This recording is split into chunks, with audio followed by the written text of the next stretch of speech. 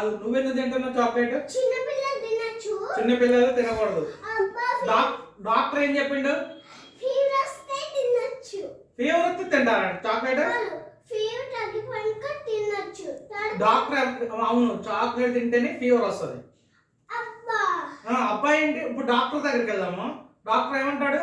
Chocolate తినొద్దు అంటాడు. నువ్వు ఒక్కటే హాస్పిటల్కి వెళ్ళి ఇంజెక్షన్ ఇచ్చుకొని స్టిక్కర్ వేసుకొని ఇక్కడికి రా ఇంటికి. ఎందుకు? ఎందుకంటే నువ్వు చాక్లెట్ తిన్నావు కదా. మరి నువ్వు తిన్నావు కదా, పద హాస్పిటల్కి వెళ్దాం. అబ్బా ఇప్పుడు తినలేదు, ఊరికే అంటున్నా. అవును, పెద్దోళ్ళు తినొచ్చు, చిన్న పిల్లలు తినకూడదు. అబ్బా ఆర్య తిన్నాను కదా. ఎవరు? ఆర్య. ఆర్య పెద్దోడు. నువ్వు ఎందుకు ఆర్యకి ఇస్తున్నావు? నేను పెద్దదాన్ని కదా, నేను పెద్దదాన్ని కదా. ఎందుకు ఆర్యకి చాక్లెట్ ఇస్తున్నావు? చిన్న పిల్లలు కదా. ఆర్య 3 years. అవును, అంటే చాక్లెట్ ఇవ్వకూడదు. ఫీవర్ వచ్చింది ఆర్య కొన్నాలాగా.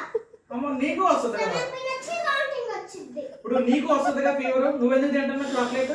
అబ్బా అబ్బా కదమ్మా, నువ్వెందుకు తింటున్నావు? ఇప్పుడు డాక్టర్ గారి దగ్గరికి వెళ్దాం, సాయి ప్రసాద్ గారి దగ్గరికి. ఇప్పుడు ఇప్పుడు ఇప్పుడు ఇప్పుడు అమ్మ నాకు ఫోన్ వచ్చింది.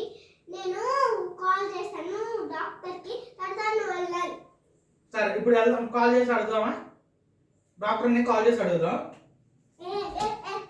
కాదమ్మా, ఫోన్ కాదు, డాక్టర్ని అడుగుదాం.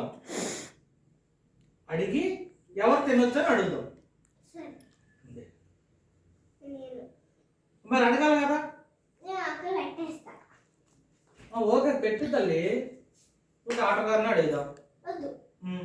మరి నువ్వే నన్ను ఎందుకు అంటున్నావు?